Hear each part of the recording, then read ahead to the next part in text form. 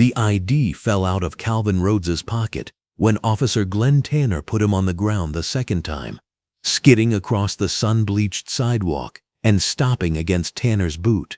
And Tanner kicked it into the grass without looking at it, too busy telling his partner, "Run his prints. Bet we clear 3 open cases today."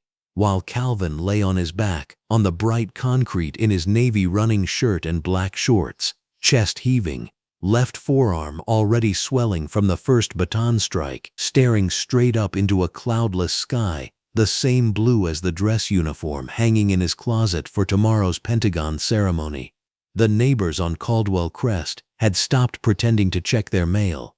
An older woman across the street had her hand pressed over her mouth. A man 2 houses down in a white polo shirt and khaki shorts stood perfectly still on his porch, watching with the focused, unblinking expression of a man who has spent decades deciding exactly when and how to move, and he had just made his decision. Welcome to Frost Folktales. This is where we tell the stories of those who were underestimated, dismissed, and targeted, yet chose courage over silence. If these stories move you, subscribe and be part of a community that refuses to let them fade into the background. Rewind 10 minutes. Caldwell Crest at 7:42 in the morning is the kind of quiet that costs money. The houses here are set back from the sidewalk on wide manicured lots, stone facades, 2-car garages, American flags on porch posts, and the particular stillness of a neighborhood where nobody's alarm goes off because they need it to. The overhead sun was already full and white, flooding the street in the kind of clean morning light that makes everything look honest. Sprinklers ticked in someone's yard. A cardinal landed on a mailbox, looked at nothing, and left. Calvin Rhodes had been running this loop for 2 years, 2 miles. Same route, same pace. A 7-minute mile that he maintained without effort, because effort, for Calvin Rhodes, had a very different definition than it did for most people. He was 38 years old, 6 feet even, with the kind of build that comes not from a gym membership, but from a body that has been asked, repeatedly, to do things it was not certain it could do, and has done them anyway. He ran in a navy running shirt and black shorts, earbuds in, left earbud carrying a podcast he had listened to 3 times this week, without retaining much of it, because what was actually running through his mind was the speech. Tomorrow. Pentagon. 0900. He had the opening paragraph memorized. The closing needed work. It was too formal, too much like a report, and not enough like a statement. And Calvin Rhodes understood the difference between the 2 things because he had written enough of both in his life. He turned left off Birchwood, onto the long, straight stretch of Caldwell Crest proper, his shoes steady on the pale concrete, his breathing metered and even, and he ran through the closing paragraph in his head again, looking for the sentence that would make it land the way he wanted it to land. He did not hear the cruiser slow beside him the first time. He noticed it the second time, noticed it the way you notice a shadow that doesn't move when it should. And he pulled out his left earbud and turned his head. The police cruiser was rolling at his exact pace, close enough to the curb that he could see the coffee cup in the center console and the fast food bag on the passenger side floor. The officer in the driver's seat had his window down. He was broad-shouldered, filling the space behind the wheel the way some men fill rooms, not with presence, but with the assumption of it. Short-sleeved uniform, pressed, mirrored sunglasses, that turned the world into 2 small, warped versions of itself. He was looking at Calvin Rhodes the way you look at a thing that is not where it is supposed to be. "Hey," the officer said. Not a question, not a greeting. A command, dressed up as a single syllable. Calvin Rhodes slowed to a walk. He kept his hands visible, away from his sides, because he had grown up in Denton, Georgia, and he knew things that the Caldwell Crest Neighborhood Association newsletter had never once addressed. "Morning," he said. His voice was level, polite, the voice of a man who has decided, years ago and very deliberately, that he will not give anyone a reason. The cruiser stopped. The officer rested his arm on the door. "You live in this neighborhood?" "Yes, sir." Calvin Rhodes had stopped walking now. He stood on the sidewalk in the full morning sun, hands easy at his sides, and he said it the way he said everything, clearly, without decoration, without the thing in his chest that was already tightening. 2214 Caldwell Crest, 2 blocks up on the left. The officer's chin lifted slightly behind the mirrored glasses. His name, Calvin Rhodes would later learn, was Glen Tanner. And Glen Tanner had been a police officer for 11 years, and in those 11 years he had developed a set of instincts that he trusted the way some men trust scripture, completely and without examination. His instincts in this moment were telling him something that felt to him like certainty. "This is a residential neighborhood," Tanner said. And the way he said it contained an entire unspoken sentence that everyone on that sidewalk, including Calvin Rhodes, could hear without difficulty. "I'm aware," Calvin Rhodes said. "I live here." The cruiser's door opened. Glen Tanner got out. He was taller than he looked behind the wheel, and he moved with the particular ease of a man who has never, not once, walked into a situation where he doubted the outcome. He stood at the hood of the car with his thumb hooked in his belt and looked at Calvin Rhodes the way a man looks at a problem he has already categorized. "I'm going to need some identification," Tanner said. In the passenger seat, Officer Brendan Kowalczyk shifted slightly. He was younger than Tanner by at least a decade, narrower shoulders, a face that had not yet learned how to be fully blank, and he was looking at something in the middle distance that was not quite the situation in front of him. "No problem," Calvin Rhodes said. He reached toward his left shorts pocket, the one with the slim ID wallet he always carried when he ran, and he said, while he was reaching, still clearly, still without a single motion that was anything other than exactly what he said it was, "It's in my pocket." The baton came out in a single practiced motion. The strike caught Calvin Rhodes across the left forearm, the one reaching toward his pocket, and the sound it made was the kind of sound that stops everything in a radius of 40 feet. The street froze. Across the street, at number 2211, Ruth Kavanaugh had been deadheading the geraniums in her window box. She was 67, retired, silver-haired, in a yellow short-sleeve blouse and white capri pants, and she had lived on Caldwell Crest for 22 years. She had seen a great many things on this street in 22 years. Her hand went to her mouth. Her other hand, moving without conscious instruction, went to the pocket of her capri pants where her phone was. 2 houses down, at number 2209, on the wide wraparound porch with the 2 green wooden chairs and the potted fern that his wife had planted 3 springs ago, a man in a white polo shirt and khaki shorts stood up from where he had been sitting with his morning coffee and his newspaper. He was 64, trim, gray at the temples, and he stood very still in the full overhead sun with his coffee cup in his right hand and watched with an expression that did not look like anger exactly. It looked like something more deliberate than anger. It looked like a decision being made. Calvin Rhodes's training was the only thing working in his favor in that moment, and he knew it. The forearm had taken the strike across the radius bone, and the pain was immediate and significant, and he cataloged it and set it aside the way you set aside things that cannot be addressed right now. He had not gone down from the first strike. He stood with his right hand raised, palm open, away from his body, left forearm pulled in, and he said, with a control that cost him more than anyone watching could understand, "I was reaching for my ID. I will not reach for anything. I am a resident of this neighborhood.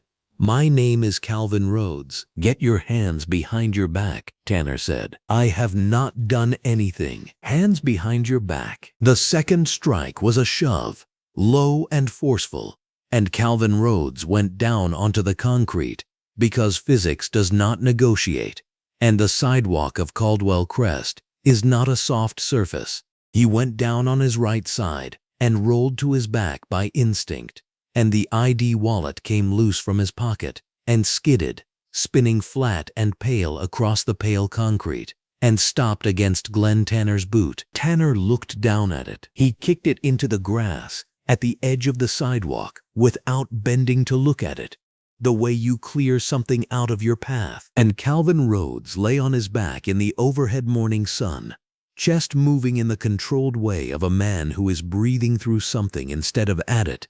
And he stared up at the sky. It was an impossible shade of blue. The kind of blue you see in photographs and assume has been adjusted. It had not been adjusted. It was simply what the sky looked like on Caldwell Crest on this particular morning. Clear and enormous and indifferent. The same blue as the fabric of the Army service uniform hanging in the closet of the master bedroom of 2214 Caldwell Crest. The one he had pressed himself last Tuesday. The one with the ribbons aligned by regulation. The one with the Medal of Honor on its neck chain in the small velvet box on the closet shelf above it, waiting for tomorrow. He did not think about that right now.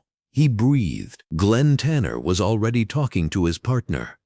His voice had the comfortable, slightly elevated tone of a man who believes he is performing well. "Run his prints," he said, not looking at Calvin Rhodes. "I bet we clear 3 open cases today." There was almost a laugh in it. Almost. Brendan Kowalczyk was already reaching for his radio.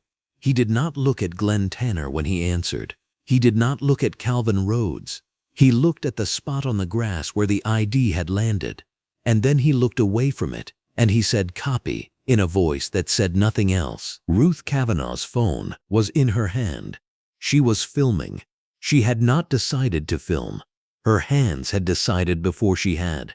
And she was not going to stop them. 2 houses down, the man in the white polo shirt set his coffee cup very carefully on the arm of the green wooden chair. He stood in the full overhead morning sun on his porch, watching Calvin Rhodes on the concrete, watching the ID in the grass, watching Glen Tanner adjust his mirrored sunglasses and say something else to his partner that sounded like easy confidence. The man on the porch did not move quickly. He turned and walked through his front door with the unhurried certainty of someone who knows exactly what he is going to do and has already calculated exactly what it will cost and decided it is worth considerably less than what he just watched happen on the sidewalk 30 feet from his front steps. Inside the house, the door closed quietly behind him. On the sidewalk, Calvin Rhodes stared at the sky. The dress uniform waited in the closet 2 doors down. The ID sat in the grass, and the sky,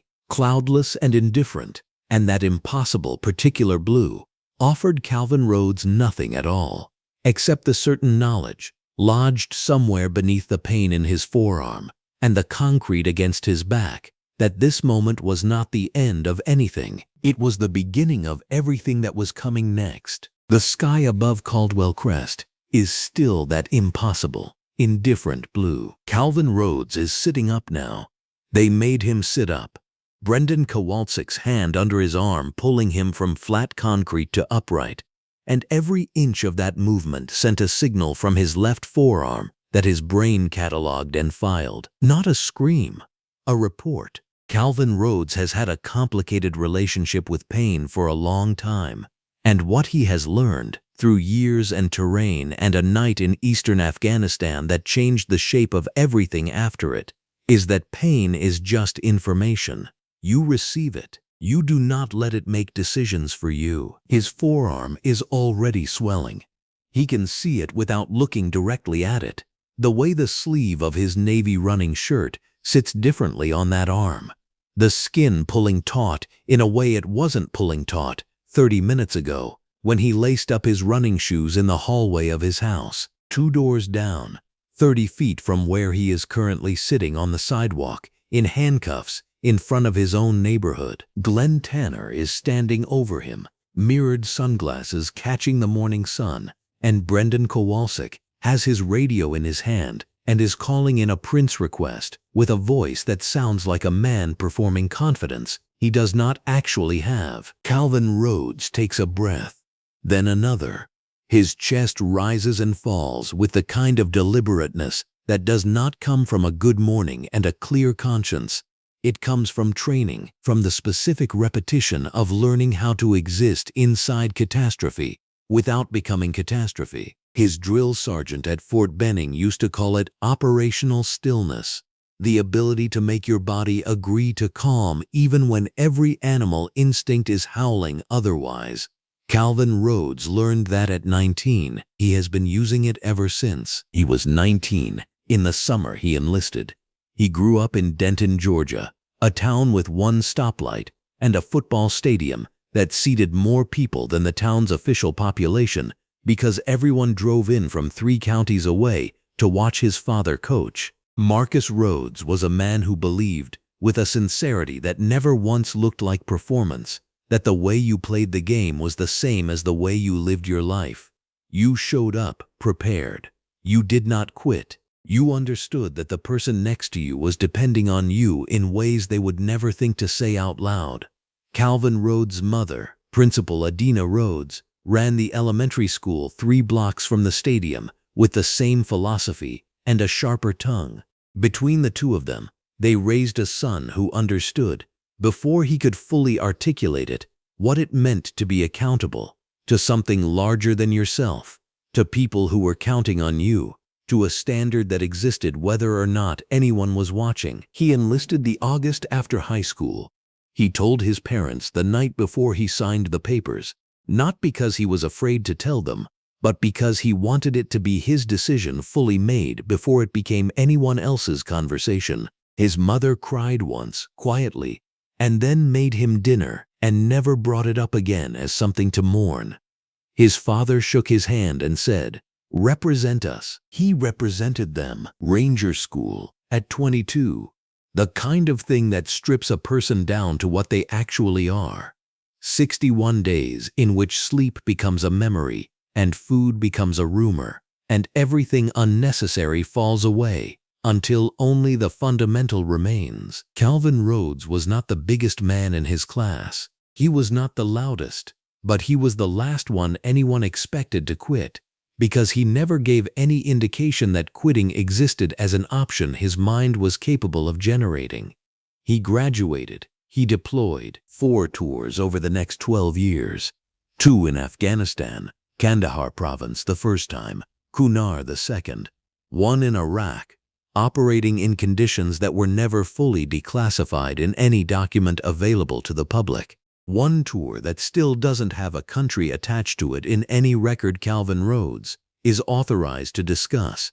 He came home from all 4. The Medal of Honor. People who have not been in combat often imagine the moments that produce that kind of recognition as cinematic, dramatic, clearly defined, heroic in a way that announces itself.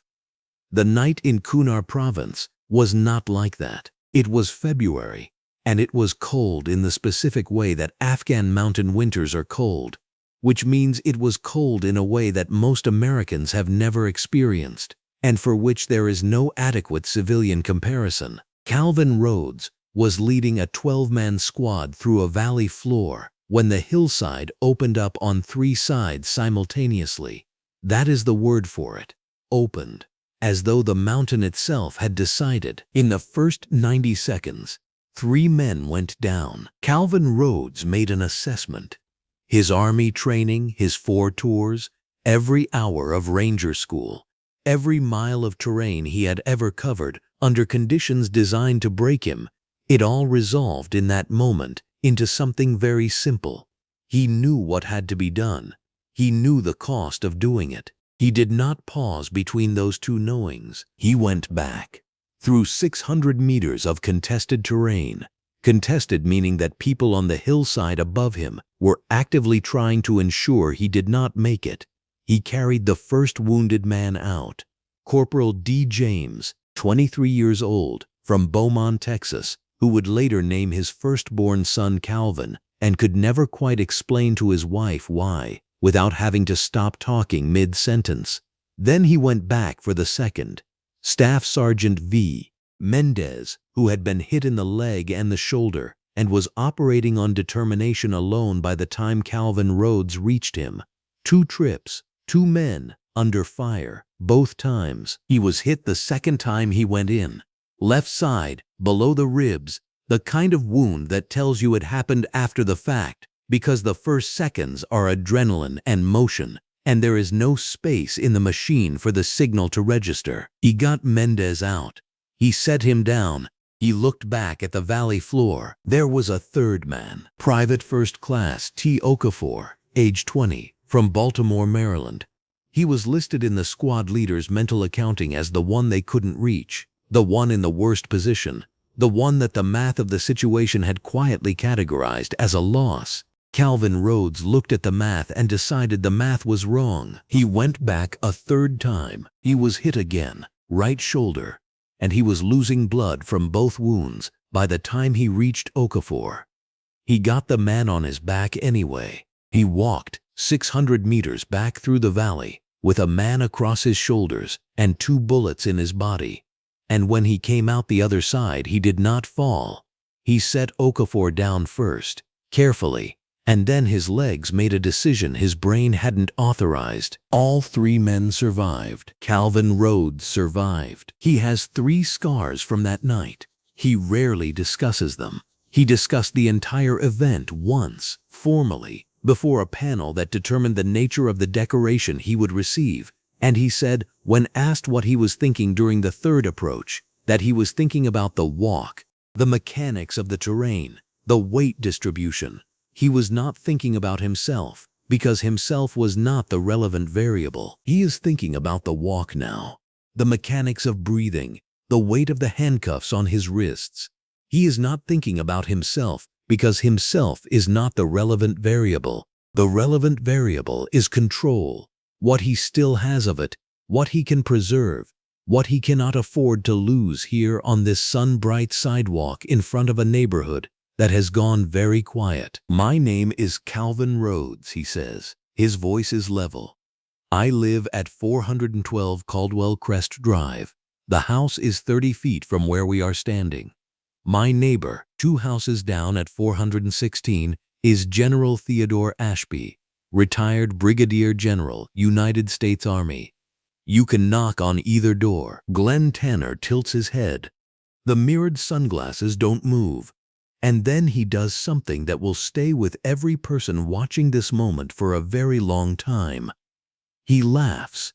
Not a big laugh, a short, dismissive exhalation of air that communicates more efficiently than any words could exactly how much he weighs Calvin Rhodes's statement against his own fixed assumptions. Sure you do, Tanner says. He says it the way a person says something they have already decided is not worth the energy of disbelief. He says it the way a person says something when the words are not really meant for the person they're spoken to, when they're meant for the officer standing 4 feet away with a radio in his hand. A performance of certainty for a captive audience. Brendan Kowalczyk, to his credit, does not laugh. His eyes move from Calvin Rhodes to Tanner to the house 30 feet away to the grass, and then back to his radio, where the Prince request is going through, and the dispatcher's voice is a flat procedural thread being woven into an already tangled morning. Brendan Kowalczyk has been on the job for 4 years. He has seen Glen Tanner work a stop before. He has been uncomfortable before. He has never been uncomfortable the way he is uncomfortable right now, standing on this particular sidewalk, watching something he cannot name but can feel like a weather change in his back teeth. Get him on his feet, Tanner says. We'll process him at the station. Calvin Rhodes is on his feet before Kowalczyk's hand reaches his arm. Not defiance, precision. He stands the way he has always stood, spine straight, weight balanced, the bruise on his forearm, vivid against his dark skin in the full overhead sun, the handcuffs catching light at his wrists. He is taller than Tanner by 2 inches. He is quieter than Tanner by every conceivable measure. He does not look at the ID in the grass. He does not need to. He knows where it is. Ruth Kavanaugh, across the street, has not lowered her phone. The morning light is relentless. It falls on the sun-bleached sidewalk, and the laminated corner of a government issue identification card half hidden in the grass at the edge of Tanner's boot line, the card that carries Calvin Rhodes's name and rank and unit and a clearance designation that would have ended this before it started if anyone had looked at it. It catches the sun the way only laminated things catch the sun, a small, precise flash, almost like a signal, almost like something trying to get someone's attention. 2 houses down, the front door of 4116 Caldwell Crest Drive is closed now. General Theodore Ashby stepped off his porch and went inside approximately 45 seconds ago. If you were watching from across the street, if you were Ruth Kavanaugh, phone raised, hand steady, you might have thought he was retreating. You would be wrong. He was not retreating. He was going somewhere specific, with a purpose he had already determined, moving through his own quiet house to the phone in his study, because what he had just witnessed from 30 feet away required something more precise than standing on a porch. He was going to make a call, and on Caldwell Crest, in the full morning light, Calvin Rhodes stood between 2 officers on the sidewalk outside his own house in handcuffs, his breathing controlled, his posture unchanged, his expression revealing nothing that Tanner would know how to read. Because the thing Calvin Rhodes was holding behind his eyes was not fear, and it was not rage. It was patience, the particular patience of a man who has walked 600 meters through direct fire 3 times and come out the other side, the kind that knows how to wait. General Theodore Ashby did not slam the door. That was the first thing. A lesser man, a man still governed by the heat rising in his chest, would have let the door express what his face would not. Theodore Ashby closed it the way he closed every door, fully, cleanly, with exactly the pressure required, and not 1 pound more. 64 years had taught him that noise was what you made when you had nothing else.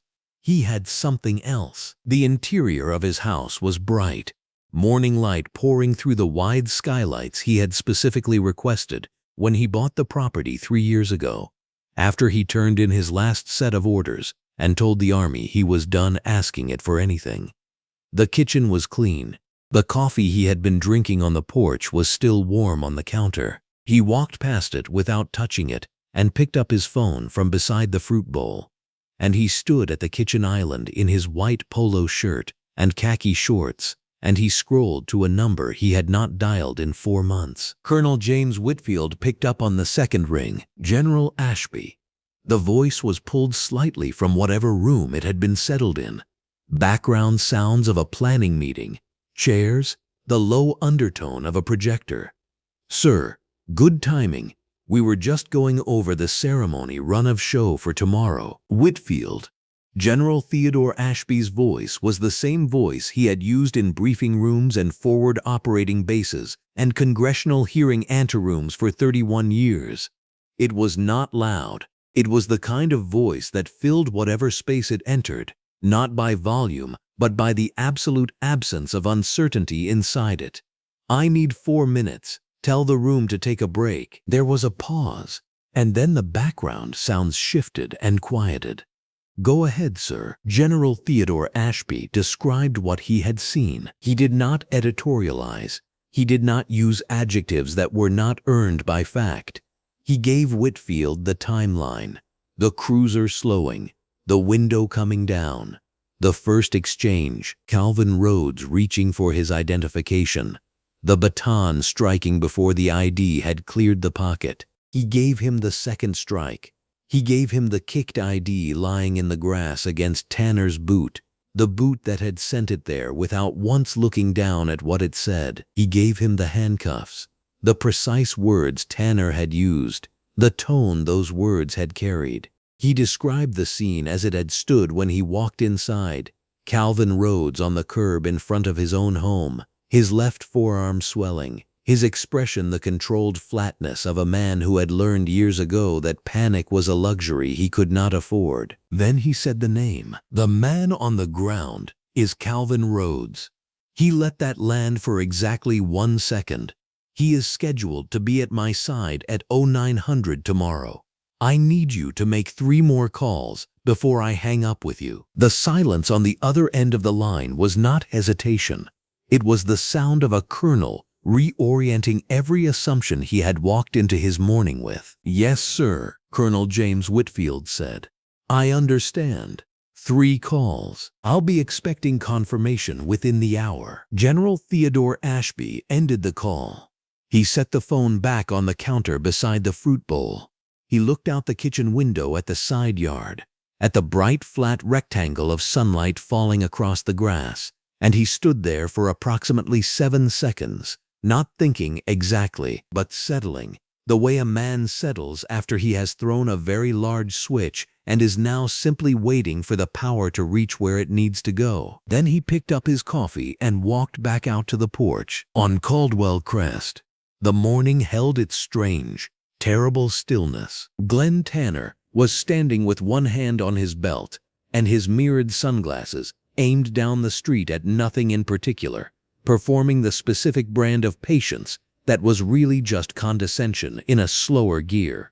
Brendan Kowalczyk had his radio in his hand and his eyes on the middle distance, not on the man sitting handcuffed on the curb, because looking directly at Calvin Rhodes required Brendan Kowalczyk to think clearly about what had just happened, and he was not ready to do that yet. Calvin Rhodes sat on the sun-heated curb with his hands behind his back and his breathing even.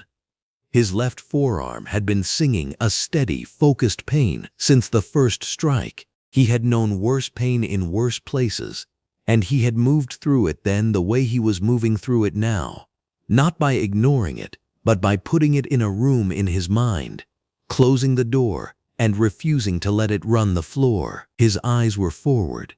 His spine was straight. 2 houses down, his dress uniform was hanging in the bedroom closet in its protective garment bag, the ribbons aligned, the Medal of Honor waiting at the end of its pale blue ribbon. He thought about that for a moment, and then he stopped thinking about it, because that was a room he also needed to keep closed right now. He heard the car before he saw it. It was the specific sound of his wife's car, the slight hesitation in the engine that she kept saying she would get looked at, and kept not getting looked at, because her schedule was a structure made of other people's emergencies. The car came out of the driveway 2 houses down at its normal speed, turned toward the street and stopped. The engine idled. Calvin Rhodes did not turn his head. He did not need to. He had been married to Diana Rhodes for 11 years, and he knew the exact quality of silence that came from her when she was looking at something that required her to make a decision about how to respond to it. That silence lasted approximately 4 seconds. The car door opened. Diana Rhodes got out.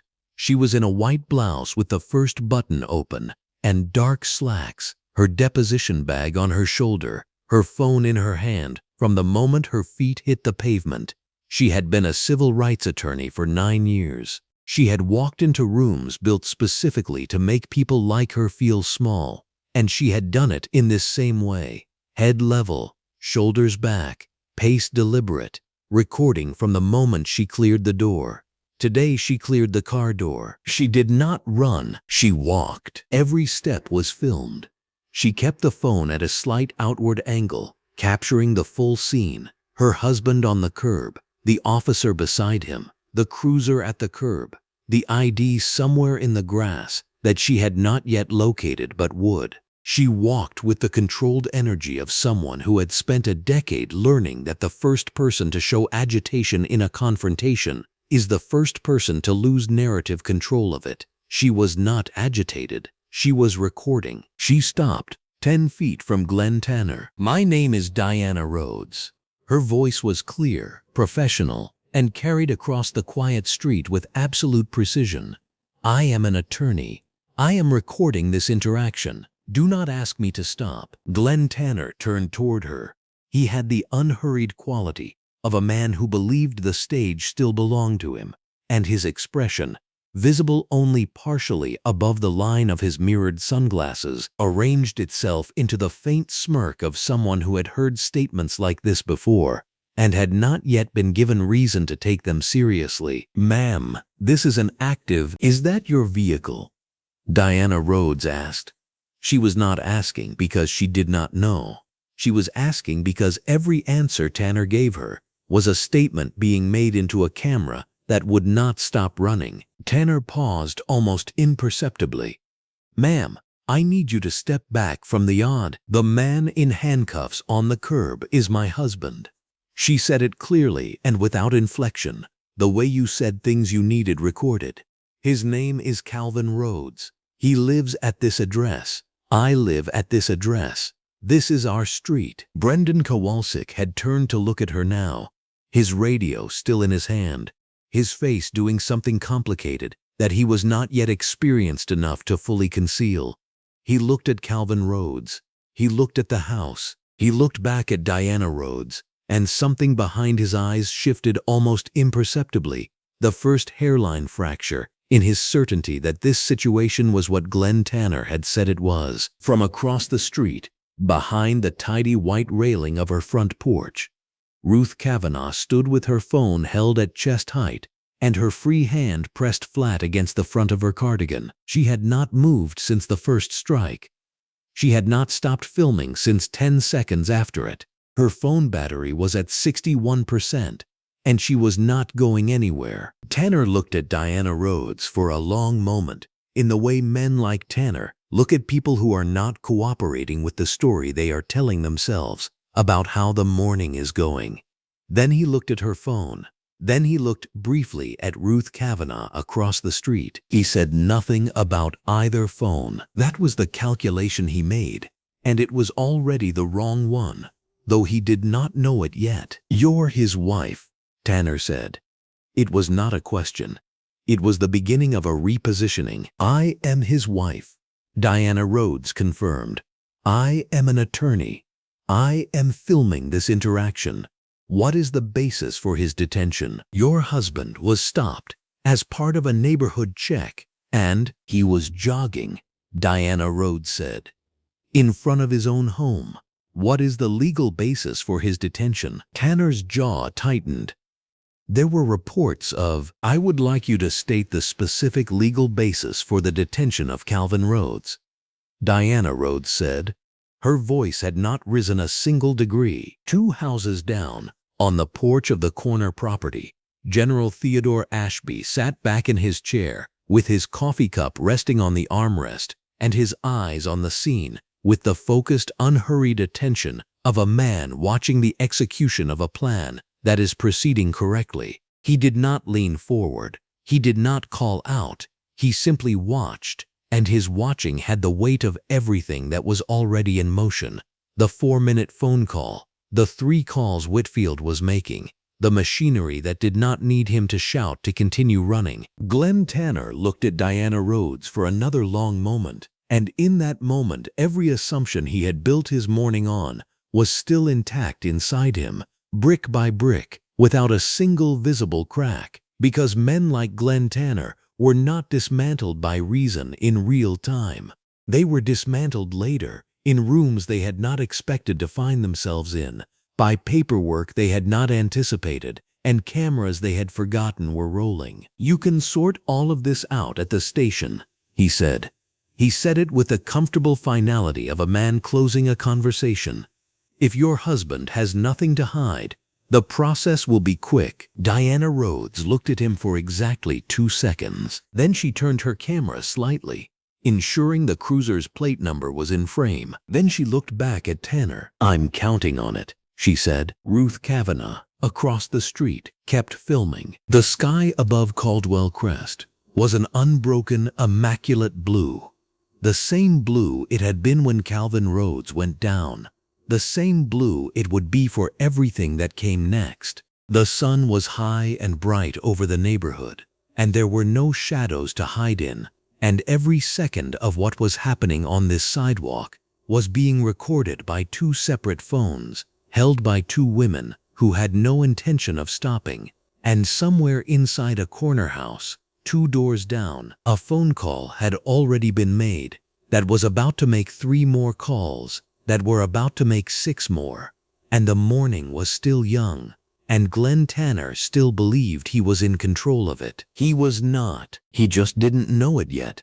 Sergeant Vanessa Drummond, pulled her cruiser to the curb at 8:47 in the morning, and the first thing she registered was the size of the audience. That was the word that came to her, audience, because that was what it had become. 3 neighbors standing in their yards like they had forgotten how to go inside. Ruth Kavanaugh, across the street, with a phone pressed horizontal in both hands, arms extended, recording with the rigid intentionality of someone who understood exactly what they were doing and had decided, quietly and completely, not to stop. Diana Rhodes, standing 10 feet from Glen Tanner, with her own phone raised, and her posture carrying something that Vanessa Drummond recognized immediately as controlled legal aggression. A woman who was not upset, a woman who was building a case in real time. And on the porch, 2 houses down, a gray-haired man in a white polo shirt and khaki shorts, sitting with his arms folded across his chest, watching the scene with the same expression a judge wears when he has already reached a verdict and is simply waiting for the proceedings to finish. Vanessa Drummond had been a patrol sergeant for 6 years. She had walked into hundreds of scenes. Her instinct was always the same, and she trusted it. Read the room before you open your mouth. She read this one in about 4 seconds and felt something she didn't like in the back of her chest. Calvin Rhodes was on the curb. He was sitting upright, hands cuffed behind him, wearing a navy running shirt and black shorts. And he was not struggling, not talking, not doing anything that would justify the handcuffs or the early swelling already visible on his left forearm. He was sitting with the stillness of a man who had decided at some point before she arrived that stillness was the only tool available to him.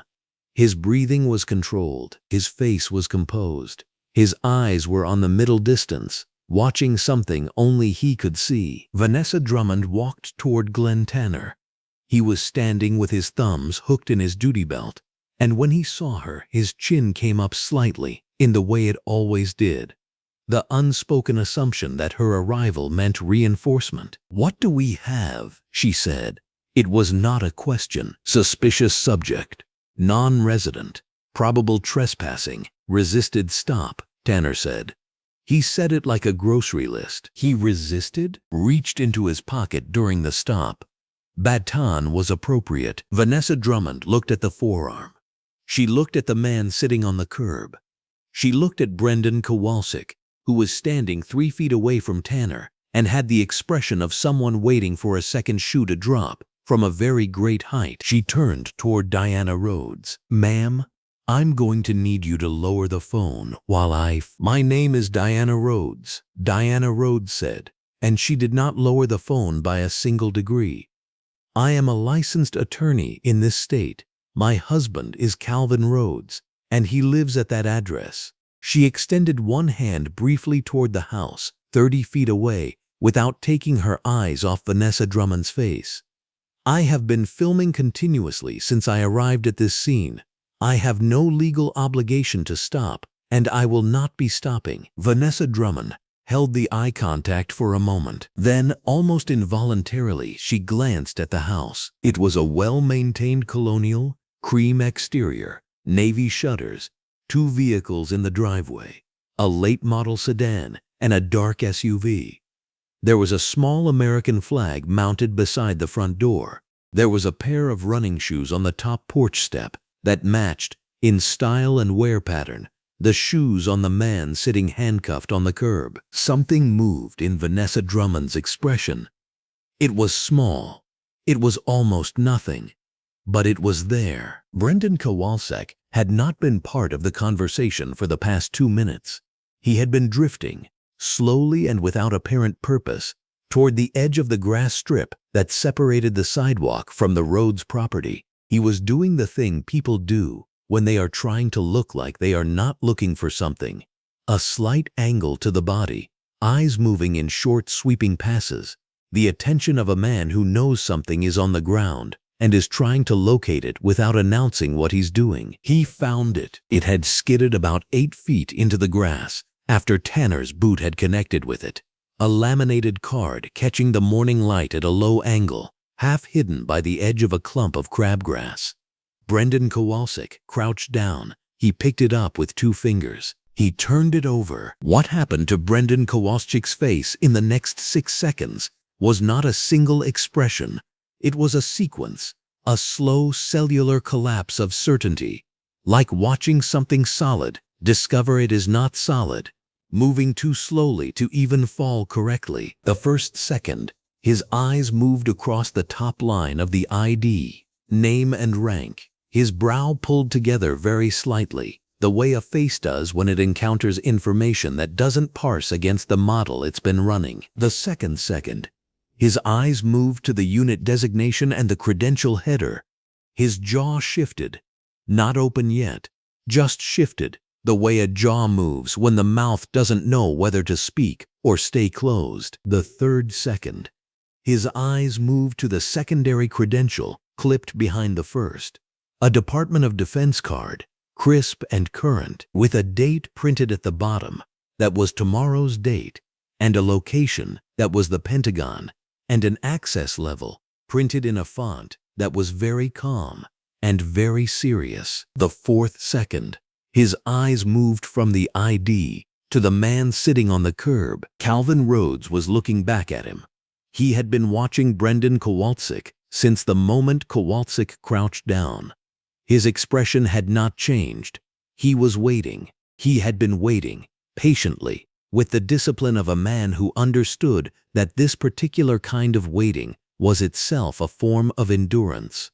Not comfortable, not painless, but survivable. The fifth second, Brendan Kowalczyk's eyes moved back to the ID, back to Calvin Rhodes, back to the ID. His face had gone the color of old chalk. The sixth second was silence. Then Brendan Kowalczyk said, very quietly, with none of the register of a man making an announcement and all of the register of a man watching a wall crack. Glen Tanner was mid-sentence. He had been telling Diana Rhodes that she could sort the phone, the filming, and the complaint out at the station, and that her presence at the scene was not helping her husband's situation, and that he had conducted the stop by the book, and that if she wanted to file a complaint, there was a number at the front desk, and his voice had the smooth mechanical fluency of a man reciting a script he had used before and expected to use again. He stopped, not because of the word was just his name. He stopped because of the sound underneath the word, a frequency in Brendan Kowalczyk's voice that Glen Tanner had never once heard in 2 years of working alongside the man. Brendan Kowalczyk was 26 years old. He was earnest and quiet, and he deferred to Tanner on almost everything. In 2 years, Glen Tanner had never heard Brendan Kowalczyk sound like that, like something had gone wrong in a way that could not be made right. Tanner turned around. Brendan Kowalczyk was holding the ID out toward him. His arm was extended. His face was asking Tanner to please somehow look at this and tell him that it meant something other than what it meant. Tanner crossed the 3 feet between them and took the card. He read the first line. The expression on Glen Tanner's face did not change. His body went very still, in the same way a person goes still when they hear a sound outside at night and are not yet sure if it is real. He read the second line. The mirrored sunglasses were still on his face, and they were doing something they had been doing all morning, hiding his eyes, hiding the small adjustments and recalibrations that eyes make when the brain is working very hard on a problem it did not expect to encounter. But the sunglasses couldn't hide the jaw. The jaw had done something. It had tightened minutely, the muscles at the corner pulling slightly inward, the way a face tightens when it is trying to keep its geometry from reorganizing in public. He read the third line. Vanessa Drummond had stopped talking. She had turned. She was watching Tanner with the specific attentiveness of a sergeant who has just registered a very particular kind of silence from one of her officers. Diana Rhodes was filming all of it. Ruth Kavanaugh, across the street, was filming all of it. The old man, in the white polo shirt on the porch, 2 houses down, had unfolded his arms. Glen Tanner read the Pentagon credential. The morning sun was direct and overhead, and it lit the sidewalk and the grass and the faces of everyone on that street, with the flat, indifferent clarity of a sky that had no interest in anyone's narrative, not Calvin Rhodes's, not Glen Tanner's, not the version of this morning that Glen Tanner had been carrying since he'd rolled the window down and told the man to stop. It was just light. It illuminated everything. It had been illuminating everything the whole time. Tanner lowered the card slowly. He did not look at Brendan Kowalczyk. He did not look at Vanessa Drummond. He did not look at Diana Rhodes, or Ruth Kavanaugh, or the three neighbors in their yards who had not gone inside. He looked at the man sitting on the curb. Calvin Rhodes was looking back at him, still, composed. The bruise on his forearm was already darkening from the wrist toward the mid-forearm in a band of purple-gray. His hands were still cuffed behind him. His posture had not changed by a single degree, the same posture he'd been carrying since he hit the ground, the posture of a man who had decided that they could take everything else, but they were not getting his bearing. And for the first time since he had stepped out of his cruiser that morning, Glen Tanner had nothing to say. Not a deflection, not a justification, not the smooth institutional language about procedure and protocol and the book, not the easy contempt that had lived in his voice like a standing resident since long before this morning and this street and this man. Nothing. The card was in his hand. The morning was wide open around him, and the arrogance, that absolute unexamined, load-bearing arrogance that had structured every assumption and every action and every casual syllable of every exchange he'd had on that sidewalk, was cracking, not loudly, not all at once. The way a foundation cracks, in the places you can't see first, at the points of greatest weight, in the quiet below the visible surface. The crack was there, and the chapter ends here. Not because the reckoning has arrived, but because it is arriving. Because every camera is still running. Because Vanessa Drummond is 3 steps away and closing.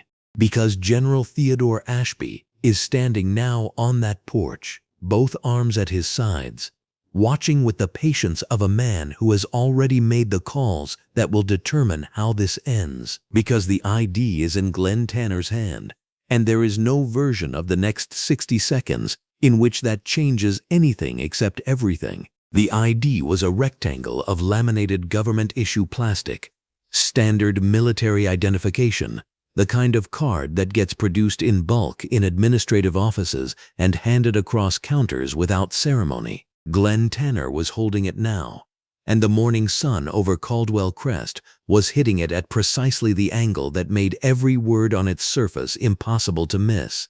His eyes moved across it once, then they moved across it again. The second pass was slower. The third pass did not finish. Sergeant Vanessa Drummond had moved to his shoulder without being asked. That was the thing no one on the sidewalk would fully register until later. She did not wait to be invited. Something in Brendan Kowalczyk's voice 3 seconds earlier had reached a frequency she recognized as a supervisor's emergency signal, the kind that bypasses rank and protocol and speaks directly to instinct, and her instinct had moved her feet before her brain had finished the sentence. She was reading over Tanner's shoulder now. Her expression did not collapse the way Kowalczyk's had. It did something quieter and, in its own way, more devastating. It went completely still. The card identified Calvin Rhodes by name. It identified his rank. It identified his unit designation and a clearance level printed in a typeface slightly different from the rest of the text. A distinction that meant nothing to Glen Tanner and everything to Vanessa Drummond. She had seen that clearance designation once before, on a document her brother had shown her during a holiday visit 2 years ago, when he was trying to explain, without fully explaining, why certain parts of his deployment schedule were ones he could not discuss. She had asked what the designation meant.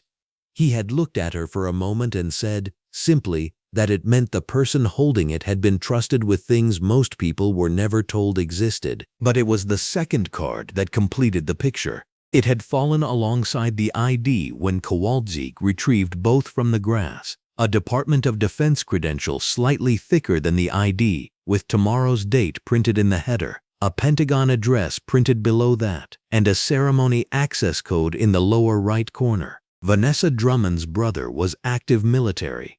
She had driven him to a ceremony 14 months ago. She had sat in a parking structure and waited while he went through 3 separate security checkpoints, and she had seen, from a distance, the kind of credential that allowed a person through each of those gates. She was looking at that credential right now. Diana Rhodes had not stopped filming. Her phone was level, her arm was steady, and her voice, when she spoke, had the particular quality of someone who has spent years in courtrooms, clear enough to be recorded accurately, measured enough to be cited verbatim, and carrying underneath the measurement a current of something that was not quite anger and not quite grief, but was in the same family as both. "My husband," Diana Rhodes said, "is a Medal of Honor recipient. He is a United States Army Ranger.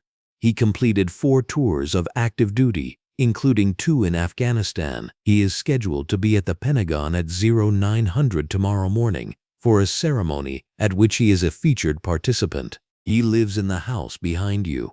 He was jogging. That is all he was doing." She did not raise her voice. She did not need to. Glen Tanner was still holding the ID. His thumb was at the edge of it, the way a person holds something when they are considering setting it down but have not yet decided where. The arrogance that had been the load-bearing structure of his presence on this sidewalk for the last 20 minutes was not gone. It was fissured. There is a difference. A building can be fissured and still be standing, and Tanner was still standing.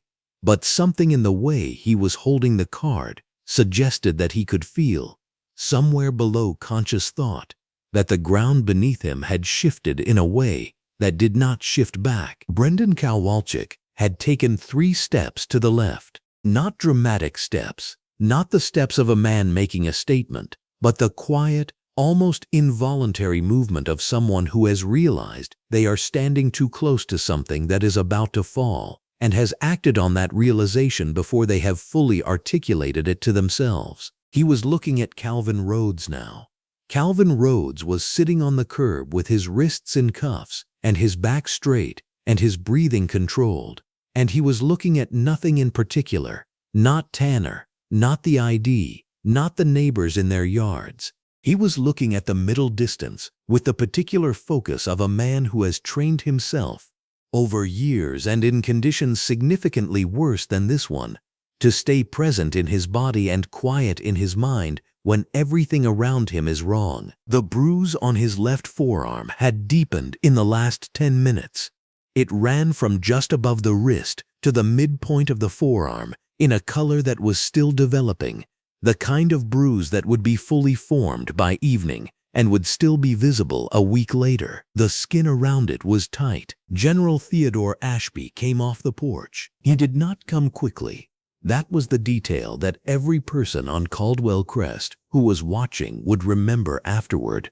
The deliberateness of it, the absolute absence of hurry. He was 64 years old, trim and gray at the temples, wearing a white polo shirt and khaki shorts, and he walked from his porch to the sidewalk with the measured pace of a man who has never once needed speed to communicate urgency. His authority was not a function of volume or velocity. It was structural, the way a bridge is authoritative, the way a fact is authoritative. It existed before he opened his mouth, and it did not require confirmation. He stopped at the edge of the sidewalk.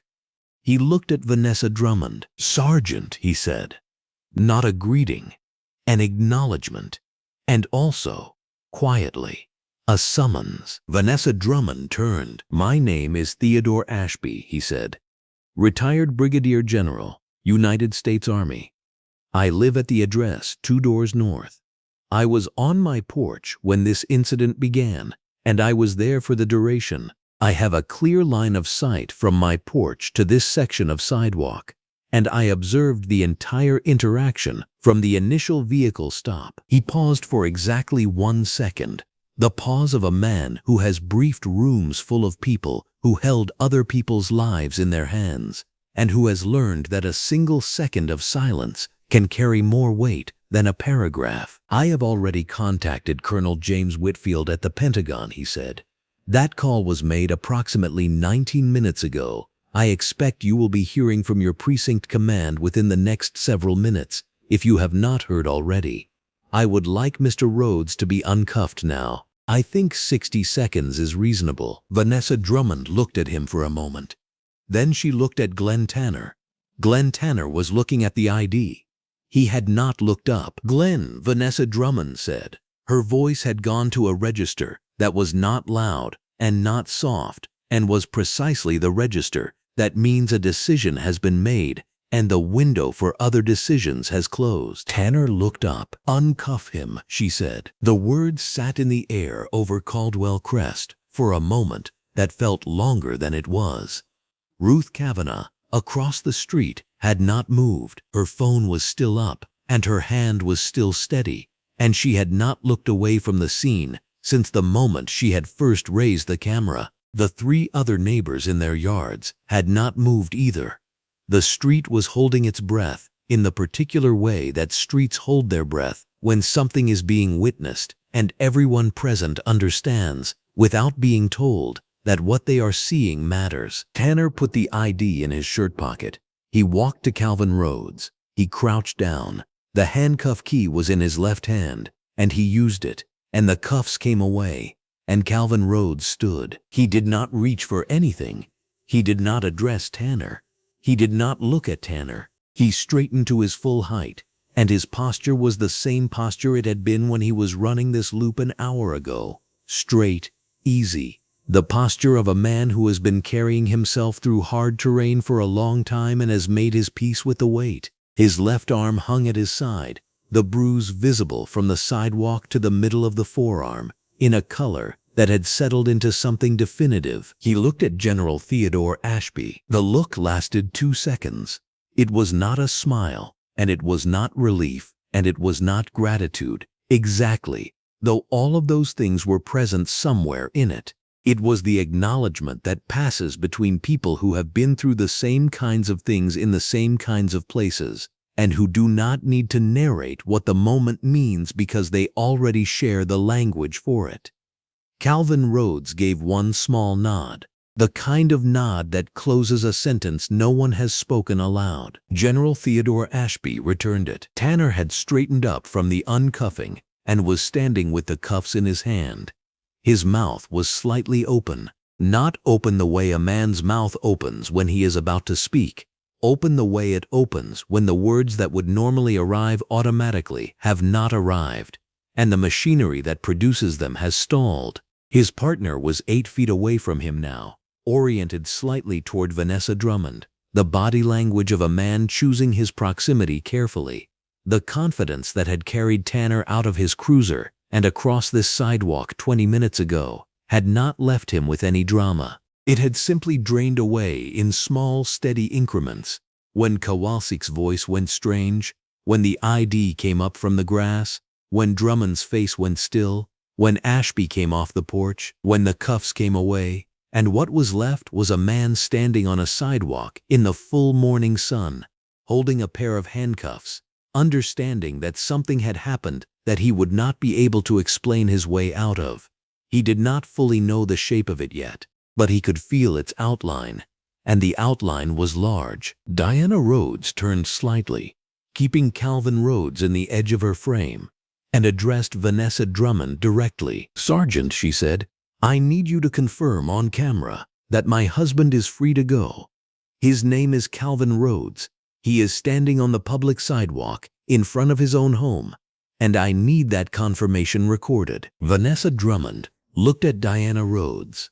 Then she looked at the phone in Diana Rhodes's hand, the lens that had been running since the moment Diana Rhodes had cleared the car door, capturing everything with the patience and precision of someone who has spent years understanding exactly what evidence requires. Vanessa Drummond said, "Mr. Rhodes is free to go." The words were clear, they were audible, they were on record, and they were, in the technical sense, a resolution.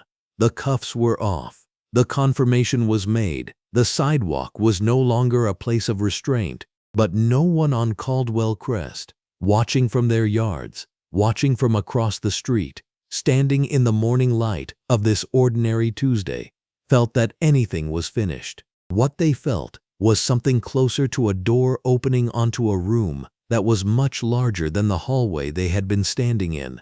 Calvin Rhodes was free to go. The bruise on his arm was still there. Tanner had said nothing.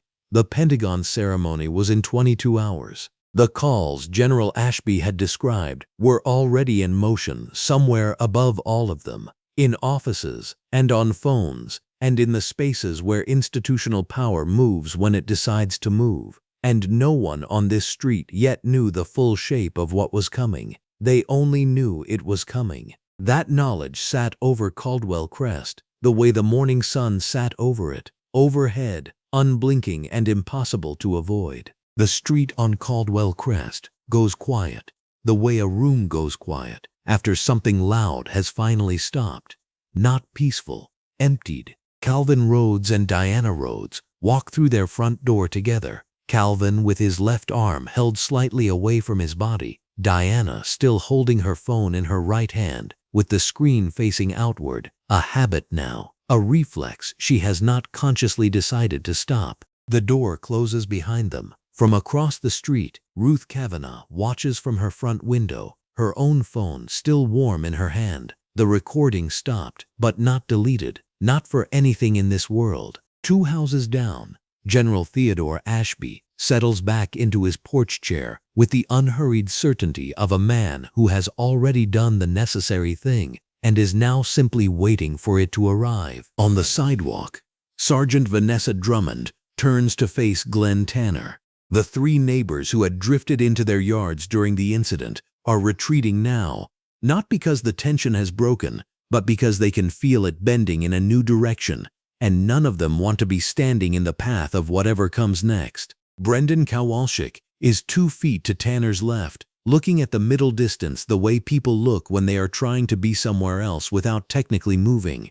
Vanessa Drummond's voice, when she speaks, has gone flat and careful, in the way voices go when the speaker is doing arithmetic in their head in real time, calculating the exact size of something bad. She tells Tanner to follow her to her cruiser. Not a suggestion, not a question, flat and careful, and carrying the specific weight of a supervisor who has just understood that she is no longer managing an incident, she is managing a consequence. Tanner follows her.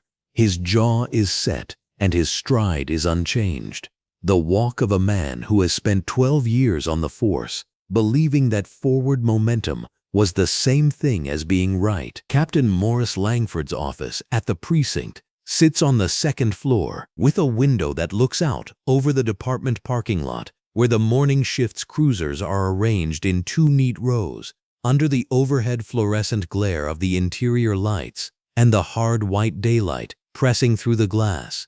He is a heavy-set man in his early 50s with a gray short-sleeved uniform shirt and a careful administrator's face that has learned over 23 years not to show too much of what it is thinking. Under normal circumstances, he is good at his job. These are not normal circumstances, and he has known it since the first call came in 40 minutes ago. The first call was from Colonel James Whitfield's office at the Pentagon.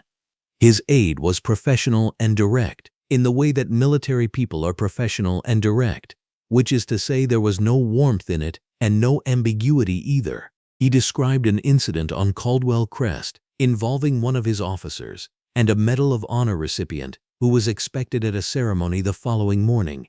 He used the phrase formal notification twice. He used the phrase we will need documentation 3 times. He said Colonel Whitfield would be following up personally and thanked Captain Langford for his time in a tone that contained no gratitude whatsoever. Captain Langford had barely set the phone down before the 2nd call came in.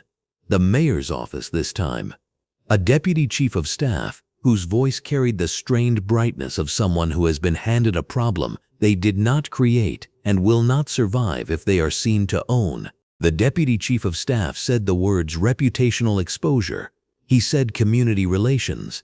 He said the mayor's office would appreciate a full briefing by end of business. He said it in the way people say things they want on record. The third call is still in progress when the door to his office opens and Vanessa Drummond walks in with Glen Tanner 2 steps behind her. The call is from a congressional aide to Congresswoman Fatima Osei, who sits on the House Armed Services Committee and whose office is currently coordinating the attendance roster for a Pentagon ceremony at 0900 the following morning. The aide is explaining, with a control that suggests considerable effort, that the Congresswoman has been made aware of an incident involving a scheduled briefer, and that the Congresswoman's office will be requesting information through the appropriate channels. The aide says the Congresswoman herself may be reaching out directly.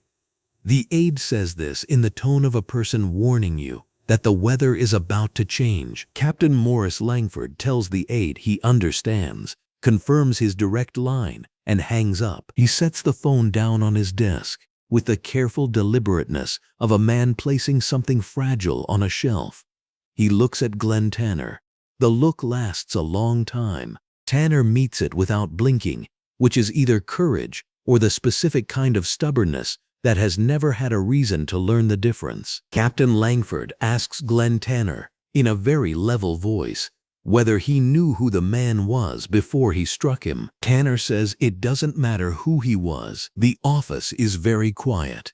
The overhead fluorescent light hums at a frequency just below conscious hearing. Vanessa Drummond is standing slightly to the right of the door with her arms at her sides, and her face has arranged itself into the expression of someone who has just watched a car drive off a bridge. Captain Morris Langford closes his eyes for exactly 2 seconds. When he opens them, something has shifted in the room, something that will not shift back. He tells Vanessa Drummond he wants a full incident report on his desk within the hour. He tells her he wants Tanner's body camera footage pulled and preserved immediately. He tells her both of these things without looking at Tanner again, and that deliberate absence of eye contact is itself a verdict of a kind, a small and specific demolition of something Glen Tanner has been building for 12 years. Tanner's jaw tightens. He is not a man who has developed the vocabulary for what is currently happening to him, and so he has no words for it. He stands very still. Across the city, Ruth Kavanaugh is sitting at her kitchen table with a cup of coffee that has gone cold and her phone propped against the fruit bowl. She has watched the video twice since she came inside. 3 minutes and 47 seconds. The footage is steady, shot from a second-floor window angle that catches the full width of the sidewalk in natural morning light, the kind of clean, flat daylight that shows everything and flatters nothing. You can see the second Baton strike. You can see the ID skid across the sun-bleached concrete. You can see Tanner's boot connect with it, a casual sideways kick.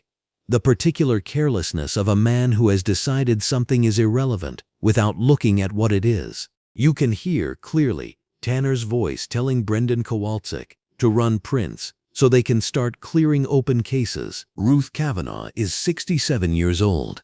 She has lived on Caldwell Crest for 11 years. She has seen Calvin Rhodes jog past her house so many times she could describe his stride from memory. She posts the video at 11:43 in the morning with no caption except the street name and the date. She does not add commentary. The footage does not need any. By noon, it has 6,000 views. By 1 p.m., it has 19,000. By 2 p.m., 40,000 people have watched a Medal of Honor recipient get struck with a baton on the sidewalk outside his own home, watched his ID get kicked into the grass without a glance, watched him get handcuffed in the full white daylight of a cloudless morning in a quiet neighborhood. The comments are not quiet. The shares are accelerating in the specific geometric way that means the algorithm has noticed and decided to participate. Inside the Rhodes house, Diana Rhodes is at the kitchen table with her laptop open and 3 windows running simultaneously. The afternoon sunlight comes through the kitchen window at a low, direct angle and sits across the table in a hard, bright bar. She is in her white blouse and dark slacks still, the same clothes she was wearing when she pulled out of the driveway this morning on her way to a deposition that she will have to reschedule. She has already filed a formal complaint with the department. She has already sent preservation of evidence letters, one to the precinct, one to the city attorney's office, one to the body camera unit, written from memory, clean and precise. The kind of letters that arrive with the specific legal weight of someone who writes them professionally and means every word. She has a civil litigation case file open in the third window, not because she is working on it, but because she opened it reflexively, the way you reach for a familiar tool when your hands need to be doing something and your mind needs structure to function inside. Calvin Rhodes is in the living room. He is sitting on the couch with his left forearm resting on his knee and a bag of ice balanced across the worst of the bruise, which runs from his wrist to the middle of his forearm in a deep purple-green bloom that looks exactly like what it is. He is not watching the television. He is not on his phone. He is sitting the way he has sat through debriefs after operations, still internal, processing at a depth that does not show on the surface. He is thinking about tomorrow's ceremony. He is thinking about the remarks he still has not fully tightened. He is thinking about the dress uniform hanging in the closet down the hall. And underneath all of that, at a register he is not entirely ready to examine yet, he is thinking about the moment on the concrete when he looked up at the blue sky and understood, with a completeness and a clarity that his years of training had not managed to prevent, that nothing he had done and nothing he had survived was going to matter to the man standing over him. He does not say any of this yet. That conversation is coming. It will happen tonight, at this same table, with Diana's hand over his, in the kind of quiet that belongs only to people who have been through something together and survived it. But that is tonight. Right now, Calvin Rhodes sits with the ice on his arm and breathes evenly, the way his body learned to breathe a long time ago, when everything around him was trying to become chaos, and the only thing he could control was the next breath and the one after that. At 5:07 p.m., Diana Rhodes's phone rings. She looks at the number, does not recognize it, answers anyway. It is a producer from a national news network. She listens for 30 seconds, thanks the producer, and tells them she will call back. 40 minutes later, a second call comes in from a different outlet. She notes both numbers in a document she has already titled correctly, Evidence of Interest, and closes the laptop screen halfway. By 7 p.m., Calvin Rhodes's name has begun appearing in the trending column of every major social platform simultaneously, not because any one person pushed it there, but because 40,000 individual decisions to share Ruth Kavanaugh's video have accumulated into something that algorithms recognize as a signal and amplify back into a wave. The name is attached to the words Medal of Honor and Army Ranger and Caldwell Crest. It is attached to the video. It is attached to a photograph that someone has found and posted side by side with the video still. Calvin Rhodes in full dress uniform, the Medal of Honor at his neck, standing at rigid attention at a previous ceremony, and Calvin Rhodes on the concrete sidewalk with his forearm up and the morning sky flat and blue and indifferent above him. The juxtaposition does not need a caption either. At the precinct, Captain Morris Langford is on his 4th call now, and his 5th is waiting. The tide is not coming anymore. It is already here, already moving, and it has the specific quality of something that began before anyone in that building made a single decision about how to respond to it, because it began the moment General Theodore Ashby walked inside his house and picked up the phone. And by now it is far too large and too fast to be a matter of any one person's decisions at all. Glen Tanner is sitting in the break room in his uniform, waiting to be called back in. The room smells like burned coffee. The overhead fluorescent light is steady and white and thorough. He is staring at the table in front of him. Somewhere in the building, his phone is buzzing with notifications from people who recognize his name in the comments of a video that has been viewed 40,000 times and is climbing. He told himself, and keeps telling himself, the same thing he has always told himself. He was doing his job. The words feel different now, and he does not yet understand why.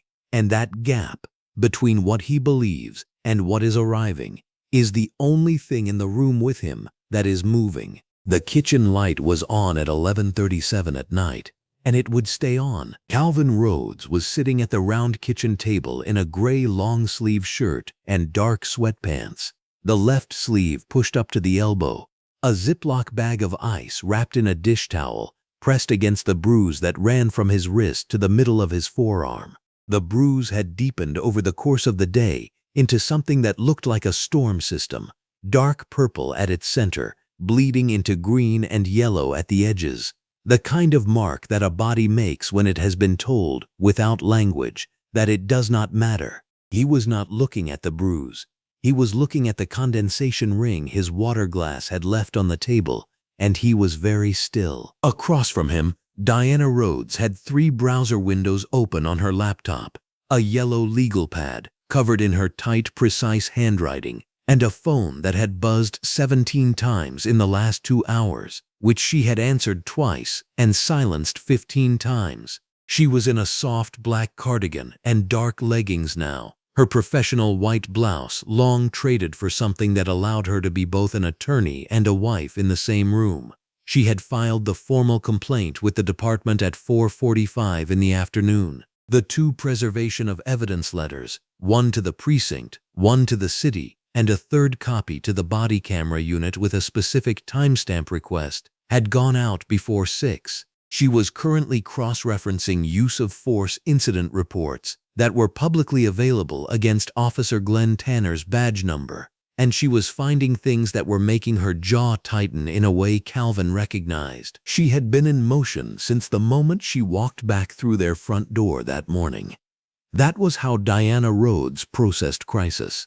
She moved, she built, she made the machinery of justice run faster through sheer force of organized will. Calvin had always loved that about her, and tonight, watching her from across 4 feet of kitchen table, he loved it more than he had words for, and also understood, for the first time in a long time, that he needed to say something she hadn't asked him to say. Diana, she looked up from the screen. Not with impatience, with attention. That was the difference with her. She always looked up with full attention. "Talk to me," she said. She did not close the laptop. She did not need to. Her eyes said the laptop was already gone. Calvin Rhodes took the ice bag off his forearm and set it on the table. He looked at the bruise for a moment.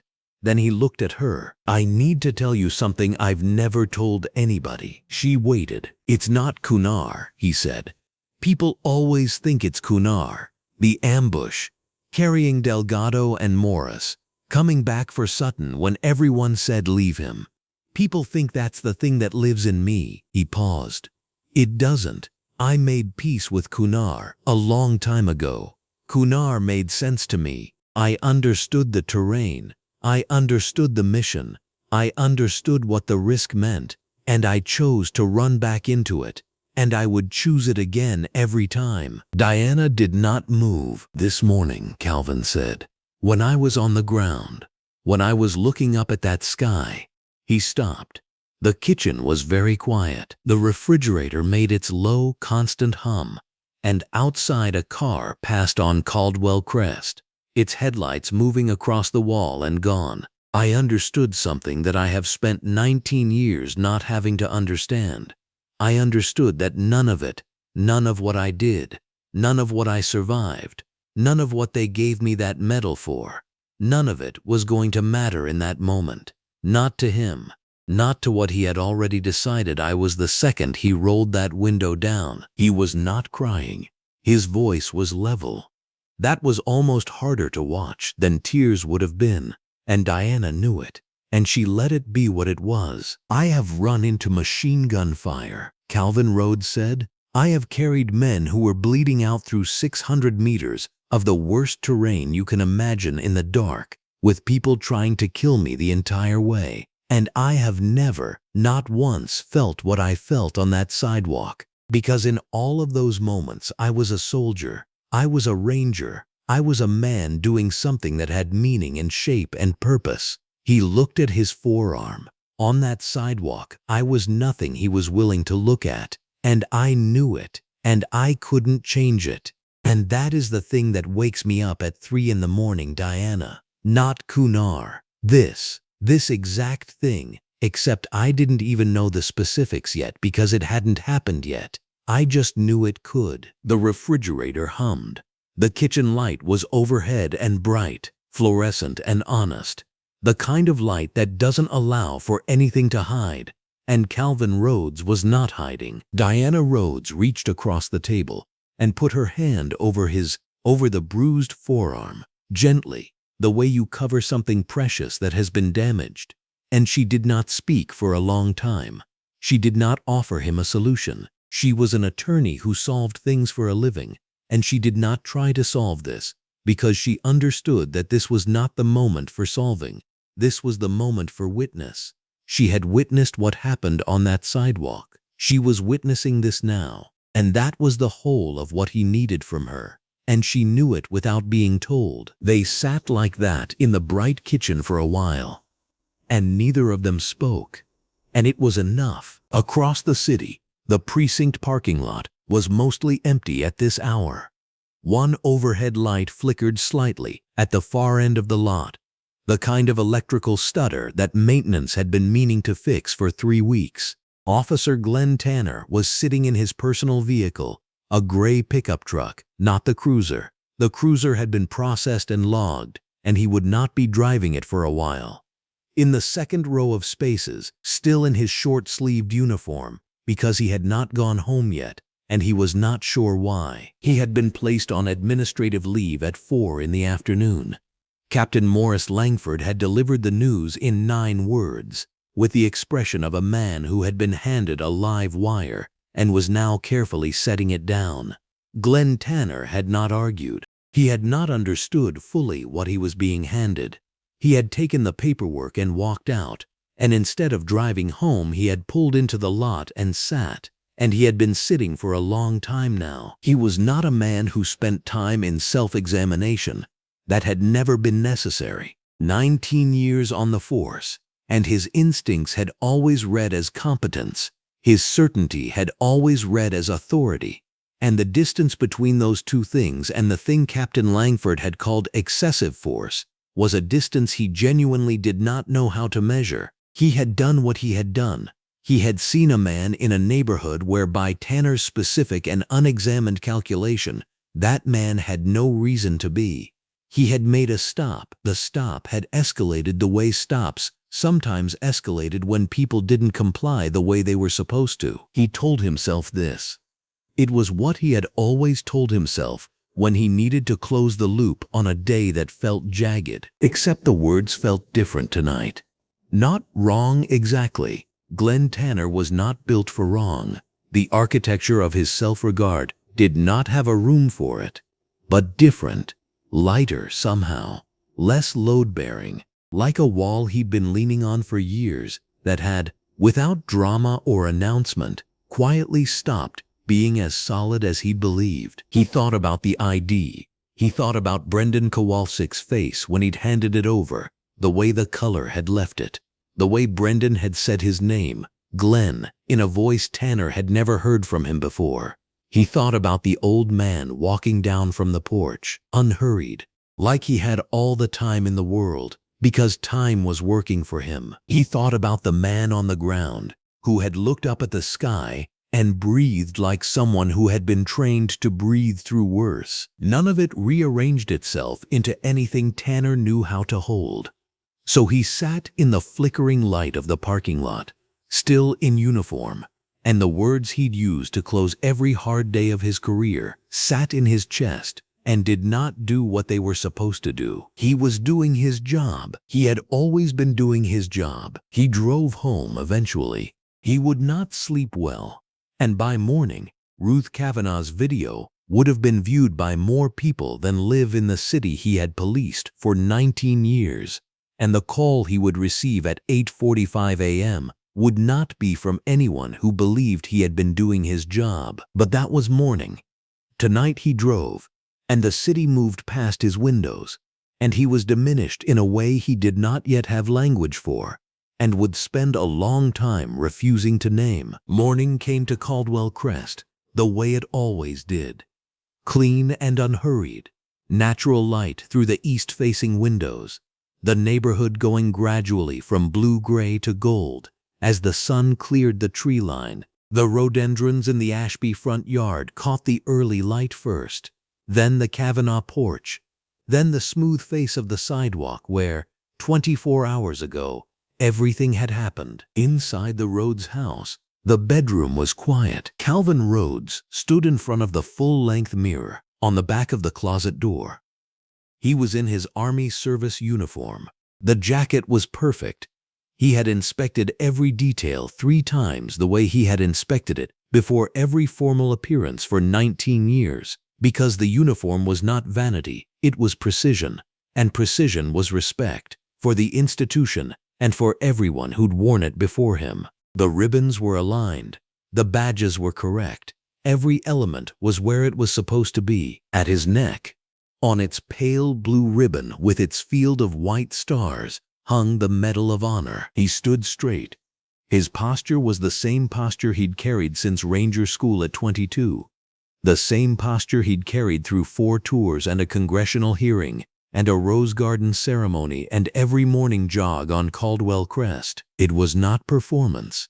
It was architecture. It was the shape of a man who had decided, a very long time ago, who he was and had not let anyone take that from him, not even a man with a baton and an Assumption and a cruiser on a sun-bleached street. He looked at his left forearm.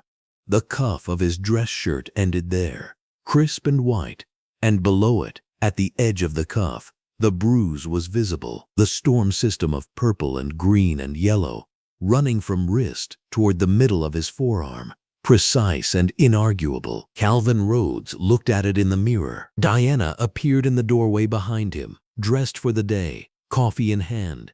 She looked at him the way she had looked at him across the kitchen table the night before, with full attention, with everything else gone. He did not reach for his sleeve. He did not cover the bruise. He picked up his cover from the dresser, turned from the mirror, and walked toward the door. And the morning light in the hallway was bright and clean and overhead, and he moved through it the way a man moves when he knows exactly where he is going. The government vehicle moves through Pentagon traffic at 0847, black and unhurried, carrying 2 men in dress uniform through morning light that pours clean and unbroken through the windows. Calvin Rhodes sits with his back straight and his hands resting in his lap, the Medal of Honor hanging at his collar, the ribbons on his chest, aligned with the precision of a man who has aligned them hundreds of times and never once treated it as routine. General Theodore Ashby sits beside him, silver at his temples,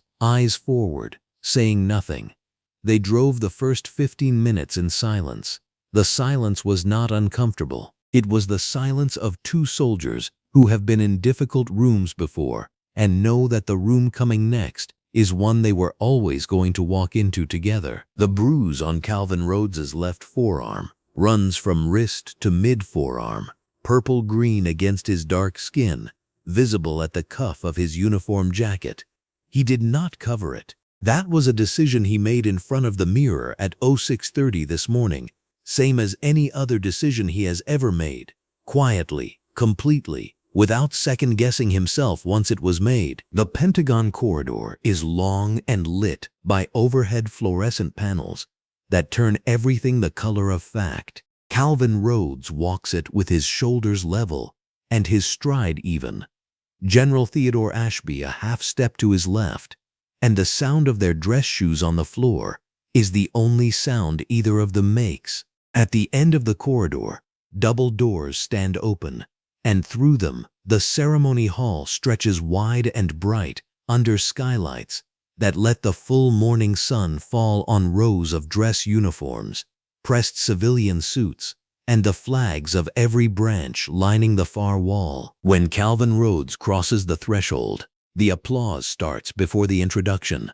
Not from everyone at once. It begins at the front left, where a cluster of officers in their seats recognize him, and it moves like something that has been waiting for permission. By the time Colonel James Whitfield rises from the front row, the entire room is on its feet. Calvin Rhodes does not slow his stride. He does not look away. He walks to his seat, and he sits down, and he lets the room do what the room needs to do. Congresswoman Fatima Osei stands at the podium in a deep burgundy blazer over black slacks, her voice carrying the particular authority of someone who has prepared for this moment and several moments beyond it. She speaks about service. She speaks about sacrifice. She speaks about the men and women who have handed years of their lives to this country and asked for nothing in return except that the country remember what it owes them. Then it is Calvin Rhodes's turn. He stands. He walks to the podium. He adjusts the microphone once. He looks out at the room, at the uniforms, at the flags, at Congresswoman Osei in the front row with her hands folded, at General Theodore Ashby, 3 seats down, watching him the way a man watches something he is proud of without needing to say so. Calvin Rhodes does not look at his notes. He says that when he thinks about what it means to serve this country, he does not think about the medals.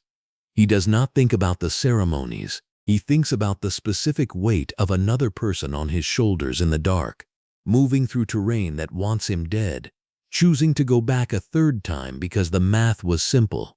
There was a man out there, and that man was his. He says that is what service is. Service is not the uniform in the closet. Service is not the ribbon on the chest.